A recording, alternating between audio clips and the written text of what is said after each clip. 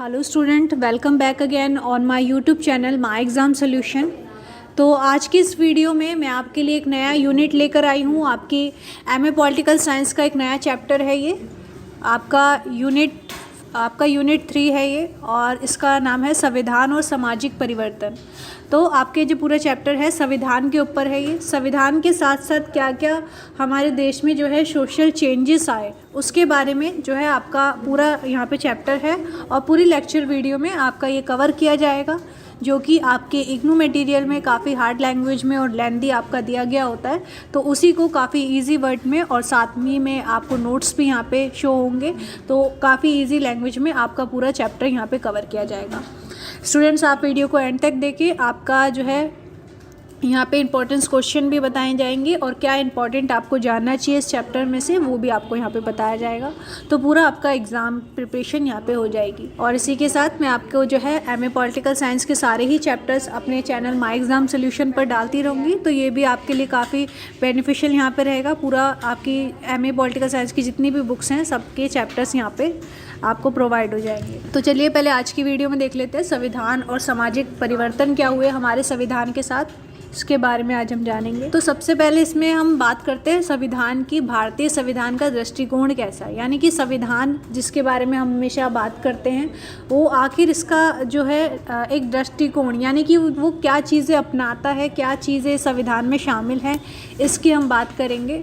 तो आपका जो संविधान हमारा जो बना है उसमें क्या है, पहले क्या होता था, ब्रिटिश का शासन का था हम पे ऊपर, तो उस शासन को ख़त्म करके अब एक लोकतंत्र की स्थापना यहाँ पे की गई है। तो हमारा संविधान क्या करता है, लोकतंत्र की स्थापना करता है हमारे देश में। तो ब्रिटिश के शासन के साथ पर गणतंत्रात्मक लोकतंत्र की यहाँ पे स्थापना होती है। और साथ ही में हमारा जो संविधान है इंडिया का, ये एक उदारवाद लोकतंत्र का ढांचा है। उदारवाद इसे इसलिए कहा जाता है क्योंकि यहाँ पे उदारवाद क्या बात करते थे, हर व्यक्ति की स्वतंत्रता की यहाँ पे बात करते थे, हर व्यक्ति को जो है अपने अधिकार उसे दिए जाने चाहिए उसकी बात करते थे उदारवाद। तो यहाँ पे जो है उदारवाद लोकतंत्र का ढांचा हमारे संविधान को एक माना जाता है। यहाँ पे सामाजिक कल्याण है, सामाजिक कल्याण के लिए यानी कि हमें समाज में क्या क्या चीज़ें लोगों के लिए कर सकते हैं जिससे कि समाज में सभी का कल्याण हो, उन चीज़ों को यहाँ पे शामिल किया गया है। तो सामाजिक कल्याण की यहाँ पे बात की जाती है, उदारवादी ढांचा हमने अपनाया है, और आज के डेट में हम एक लोकतंत्र में जी रहे हैं, यानी कि लोकतंत्र है हमारा। पहले क्या हुआ करता था, ब्रिटेन का शासन था, तो अब लोकतंत्र की स्थापना हो गई है। तो ये है हमारा संविधान आज का, जिसके ज़रिए जो है पूरा हमारा देश चल रहा है। और भारतीय संविधान का इस 3 चीज़ों पर जो है पूरा दृष्टिकोण अपनाया गया है। और बात करें अगर इनकी प्रस्तावना की, यानी कि जो है संविधान में क्या चीज़ें जो उसके शुरू में कही गई हैं और क्या चीज़ें शामिल हैं, वो है हम भारत की प्रजा संविधान को खुद को अपवर्तित करते हैं। सबसे पहले यहाँ पे बताया गया है जो भी समितियाँ थी जिन्होंने भी मिलकर ये संविधान बनाया था, उन्होंने सबसे पहले ये कहा गया था कि अब जो है हम ये संविधान अपने आप को अर्पित कर रहे हैं, यानी कि अब हम जो है इसके हिसाब से ही सब चलेंगे, और जो है इसमें जो बातें लिखी गई हैं उनको अब हम लोग अपनाएंगे।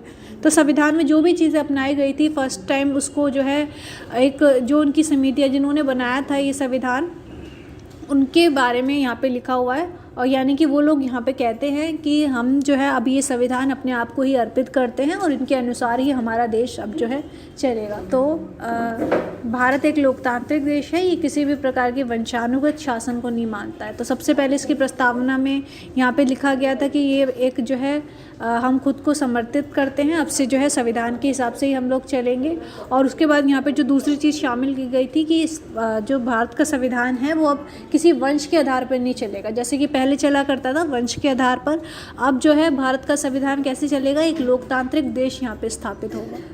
तो यहाँ पे स्टूडेंट्स हम बात कर रहे हैं प्रस्तावना की, जो मैंने आपको बताया, बट यहाँ पे जो है मैं संविधान कैसे बना, क्या उसके लोग थे, उनके बारे में हम बात नहीं कर रहे, क्योंकि ये जो है आपका मास्टर पॉलिटिकल साइंस का जो है एक चैप्टर है, उसमें क्या चीज़ें शामिल है उसकी हम बात कर रहे हैं। इसलिए मैंने आपको जो है संविधान से आगे की जो चीज़ें हैं, संविधान के अंदर क्या शामिल है, उसके अंतर्गत क्या आता है, उसके क्या क्वेश्चन आपके बन सकते हैं, उन सब चीज़ों को यहाँ शामिल किया। तो उसकी प्रस्तावना में जो है आपको दे रखा है कि भारत क्या है, एक लोकतांत्रिक देश है। अब ये किसी वंशानुगत शासन को नहीं मानता है, जैसे कि पहले हुआ करता था। पहले जो है एक वंश के आधार पर ये जो है अलग अलग नेता बनते रहते थे, राजा बनते रहते थे। पर अब क्या है, एक लोकतांत्रिक देश है, जो लोग चुनेगी, जो जनता चुनेंगी, वही जो है सरकार यहाँ पे स्थापित होएगी। इसके अलावा संविधान सभा के राजनीतिक आर्थिक न्याय देने का वादा करता है। संविधान क्या है, अब लोगों को एक आर्थिक न्याय, सामाजिक न्याय, हर तरह से जो है न्याय देने का यहाँ पे लोगों को वादा करता है। अब जो है जो भी कानून नियम अब जो बनाए जा रहे हैं वो सब किसके लिए बनाए जाएंगे, जनता को देखते हुए, जनता किस तरह से हम जनता को जो है न्याय दे सकते हैं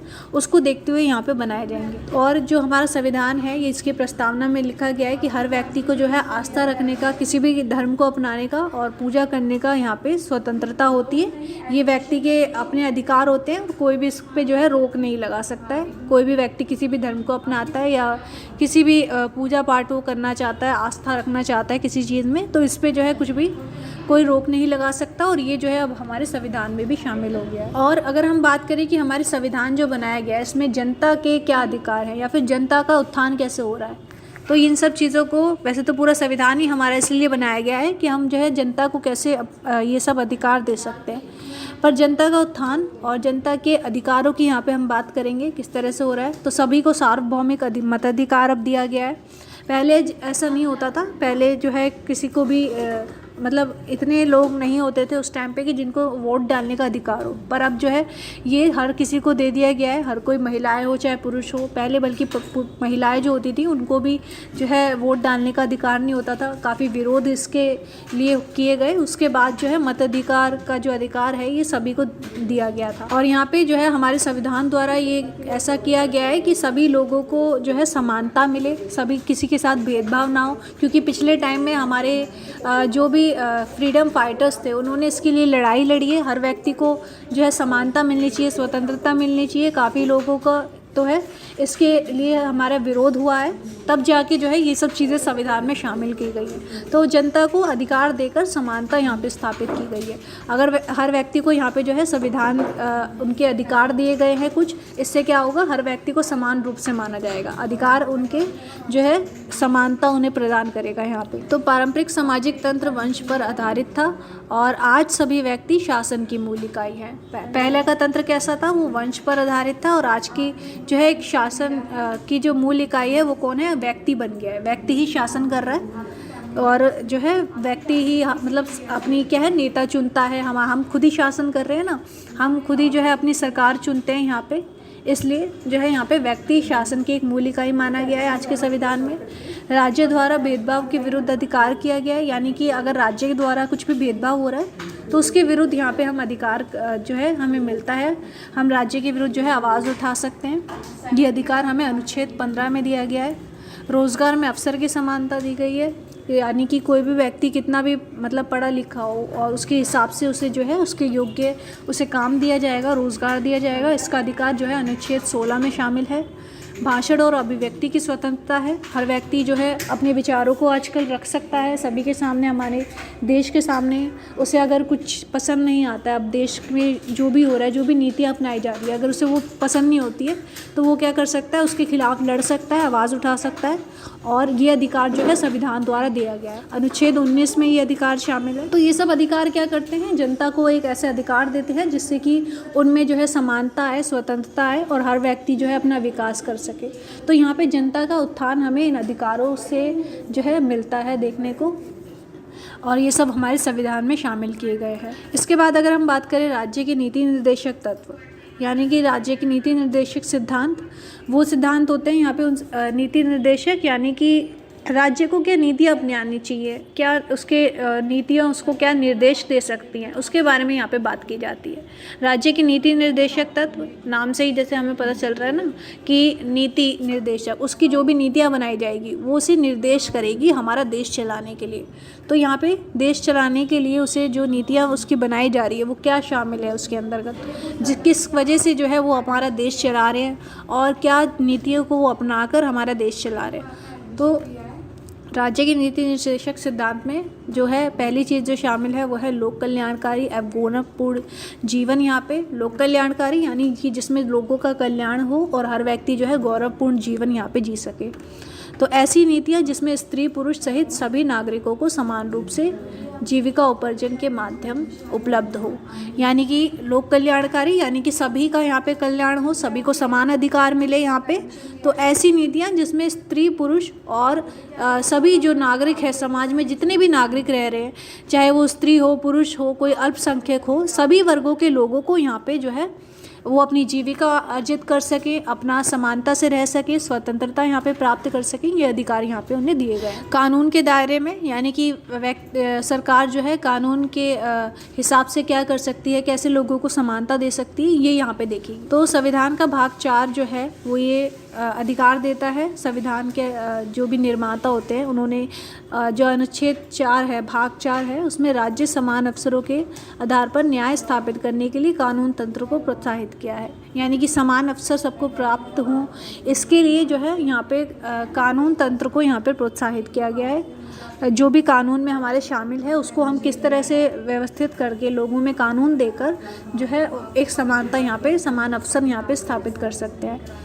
आर्थिक दायरे की अगर इसकी बात करें, आर्थिक समर्थन और विकास के लिए कदम उठाया गया है। यानी कि जो कैसे हम जो है व्यक्ति को आर्थिक समर्थन दे सकते हैं, कैसे उसकी ज़रूरतें पूरी कर सकते हैं और उसके साथ साथ समाज में विकास ला सकते हैं। जैसे कि आर्थिक समर्थन में कई जो है क्रियाएं हमारे देश में की गई हैं, कई व्यापार संस्थाएं बनाई गई हैं, आर्थिक संस्थान बनाए गए हैं, जो कि है हमारे देश में क्या देखते हैं, ये सब जो भी हमारे देश में चीज़ें मतलब आर्थिक विकास के लिए हमें करनी है, हमें व्यापार का कैसे करना है, हमें जो है अपनी भूमि को कैसे उपजाऊ बनाना है, ये सब चीज़ें जो है आर्थिक विकास में आती है। और ये सब जो भी आर्थिक समर्थन है इसके लिए कदम उठाना आर्थिक दायरे के अंतर्गत आता है। और शिक्षा के लिए प्रभावी कदम यहाँ पे उठाना राज्य का एक दूसरा कार्य है कि राज्य जो है सभी को शिक्षा प्रदान करे। बेरोजगारी, बीमारी और विकलांगता तथा अन्य समर्थन की दिशा में सार्वजनिक सहायता यहाँ पे दे। जो भी लोग बेरोजगार हैं, बीमार हैं, उनके लिए यहाँ पे हॉस्पिटल्स यहाँ पे खोल सकती है सरकार। जो बेरोजगार हैं उनके लिए जो भी फैक्ट्रियाँ लगी हैं जो हमारे देश में, उनके वहाँ पे उन्हें जो है रोज़गार दिया जाना चाहिए।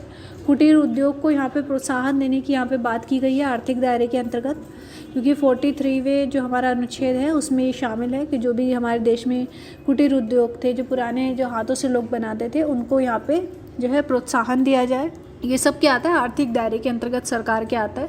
आर्थिक विकास वो ऐसे लोगों को शिक्षा प्रदान करके और जो है बेरोज़गार को काम दे के और जो भी बीमार हैं उनके लिए हॉस्पिटल्स वगैरह खोल के हमारे देश का जो है एक आर्थिक विकास यहाँ पे सरकार कर सकती है। और इसके अलावा अगर यहाँ पे जो बच्चों और कमज़ोर वर्गों के लिए यहाँ पे जो कार्य किए गए हैं, यानी कि उनको शिक्षा दे सकती है सरकार।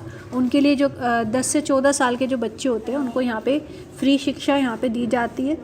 तो ये भी जो है संविधान में शामिल किया गया है। 10 से 14 साल के बच्चे जो है एक फ्री शिक्षा यहाँ पे मुफ्त निःशुल्क शिक्षा अपनी मुहैया करवा सकते हैं। और कृषि व पर्यावरण की अगर दायरे की बात करें, यहाँ पे बहुत से ऐसे अधिकार बनाए गए हैं पर्यावरण में भी और कृषि में भी, जो कि है हमारे कृषि को बनाए रखते हैं। कृषि में क्या चीज़ें और नई लाई जा सकती हैं और पर्यावरण को जो है कैसे हम अपने सुरक्षित रख सकते हैं, उसके लिए राज्य जो है कई चीज़ें करेगा। ये सब हमारे संविधान में शामिल है। तो राज्य कृषि और उद्योगों का आधुनिक विज्ञान की तर्ज पर विकास का प्रयास करे, ये उसके अनुच्छेद 48 में शामिल होता है। यानी कि राज्य को अपने कृषि कैसे संभाल सकते हैं हम, विज्ञान प्रौद्योगिकी में कैसे विकास कर सकते हैं, ये सब उसके अनुच्छेद 48 में यहाँ पे शामिल होता है। तो ये जो है पूरा उसका संविधान किस तरह से बनाया गया है, अगर इसमें जनता का क्या उत्थान हो रहा है और जो है संविधान को लेके जो है सामाजिक परिवर्तन कैसे एक जो है हमारी सरकार कर सकती है, इसको यहाँ पे शामिल किया गया है। और यहाँ पे जो सबसे महत्वपूर्ण जो भूमिका निभा रहे हैं वो है राज्य के नीति निर्देशक तत्व, क्योंकि राज्य को बताते हैं यहाँ पे कि राज्य को क्या अपनाना चाहिए हमारे देश को विकास करने के लिए। तो नीति निर्देशक सिद्धांत यहाँ पे मोस्ट इम्पॉर्टेंट है, इस पर आपका क्वेश्चन भी बन सकता है। इसके अलावा जनता का उत्थान, हमारे जो पूरा एक्चुअली संविधान ही जो पूरा हमारा बनाया गया है, ये जनता का इसमें उत्थान हो, जनता को हम अधिकार दें, इसी के ऊपर बेस है। तो जनता का उत्थान जो है हमारे सभी अधिकार जो उसमें शामिल किए गए हैं वो सभी को यहाँ पे आप बताएंगे। और जो है जनता का उत्थान हमारे सारे ही पूरे कॉन्स्टिट्यूशन जो हमारा इंडिया का बना है उससे हो रहा है। और प्रस्तावना में इसके क्या शामिल था हमने बताया, और भारतीय संविधान का क्या दृष्टिकोण था, ये जो है मेन 3 चीज़ें इसमें आती हैं। एक तो हमने जो है पहले ब्रिटिश शासन को हटाकर अब हम जो है लोकतंत्र की यहाँ पे स्थापना की गई है। उदारवाद लोकतंत्र का एक ढांचा अपनाया गया है और सामाजिक कल्याण को यहाँ पे शामिल किया गया है, यानी कि सामाजिक कल्याण हो ऐसी चीज़ें सरकार करेंगी। तो पूरा ढांचा जो है हमारे संविधान का पूरा, अगर हम कहें कि एक समरी अगर है तो वो ये 3 चीज़ें हैं और इन 3 चीज़ों को जो है के बेस पे संविधान बना है। तो स्टूडेंट्स, इस चैप्टर में आपको जिससे भी इम्पोर्टेंट चीज़ें आपसे पूछी जा सकती थी वो मैंने उसके बेस पर आपको पूरा लेक्चर वीडियो बनाया है। यही चीज़ें आपसे पूछी जाएंगी और आपका अगर इम्पोर्टेंस क्वेश्चन बनेंगे तो ये जो मैंने आपके लिए हेडिंग बनाई है, भारतीय संविधान का क्या दृष्टिकोण था, इसके ऊपर ही आपका क्वेश्चन बन सकता है। तो आप इन 3 चीज़ों को लिखकर जो है इन्हें एक्सप्लेन कर सकते हैं। जैसे कि आप जो है थोड़ा थोड़ा इसका एक्सप्लेन कर देंगे। जैसे एक पॉइंट है उदारवादी लोकतंत्र का ढांचा, तो उदारवादी क्या थे, जो स्वतंत्रता की बात करते थे व्यक्ति की, तो उदारवाद में ही जो है हमारे इस ढांचे में भी यहाँ पे संविधान को भी यहाँ पे प्रोत्साहित किया है ये चीज़ें ऐड करने के लिए। ये सब जो है आप इसमें लिख सकते हैं। और जनता का उत्थान अगर आपसे पूछा जाता है तो उसमें आपको जो है जो भी कॉन्स्टिट्यूशन में हमारे जितने भी संविधान में जो भी अधिकार व्यक्ति के कल्याण के लिए बनाए गए हैं, समाज के कल्याण के लिए बनाए गए हैं, उनको आप बताएंगे। और राज्य के नीति निर्देशक तत्व, ये हमेशा आपसे पूछा जाता है। तो नीति निर्देशक तत्व आर्थिक दायरे में क्या क्या आता है, कानून के दायरे में क्या क्या आता है, लोक कल्याणकारी राज्य यहाँ पे कैसे स्थापित किया जा सकता है, बच्चों कमज़ोर वर्गों के लिए क्या किया गया है, और कृषि और पर्यावरण के दायरे में। ये सब आपको जो है अपने आप जो है पूरे चैप्टर में आपको दिया गया है और एग्ज़ाम में भी इसी चीज़ें पूछी जाएंगी आपसे। तो स्टूडेंट्स, इसके अलावा अगर आपको इसके फुल नोट्स चाहिए, आपको मतलब कि जिस नोट्स में जो है सारे ही पॉइंट्स आपके एक्सप्लेन होंगे और आपको जो है इंपॉर्टेंट क्वेश्चन क्या क्या बन सकते हैं। वैसे तो यही क्वेश्चंस हैं जो मैंने आपको हेडिंग बताई है। इसके अलावा भी अगर कुछ आपसे पूछा जा सकता है वो क्वेश्चन नोट्स में ऐड होंगे और उनका आंसर आप किस तरह से दे सकते हैं वो चीज़ें ऐड होंगी। तो ये सब आप हमसे ले सकते हैं। और अगर आपको ये वीडियो पसंद आई हो, आपको मतलब कुछ भी चैप्टर में हेल्पफुल रहा हो आपको, तो वीडियो को लाइक ज़रूर करें और आप हमें कमेंट में बता दें आपके कुछ भी डाउट्स होते हैं या फिर आपको जो है कुछ चीज़ आपको क्वेश्चंस ऐड करवाने हैं या आपको नोट्स हमारे वीडियो में ऐड करवाने हैं, इसके नोट्स भी साथ में हम ये आपको दें। तो ये जो है आप चीज़ें हमें कमेंट में अगर स्टूडेंट्स की डिमांड आती है उस पर हम शामिल करेंगे आपके लिए। तो thank you so much students video को एंड तक देखने के लिए। आपको पसंद आई हो वीडियो तो आप वीडियो को लाइक करें और जो भी आपकी ग्रुप से जो भी स्टडी कर रहे हैं, आपके जितने भी फ्रेंड्स हैं उनके साथ भी आप जो है ये लेक्चर वीडियो शेयर कर सकते हैं। और आप हमारे चैनल से जुड़े रहते हैं तो आपका पूरा सिलेबस यहाँ पे कंप्लीट होता रहेगा।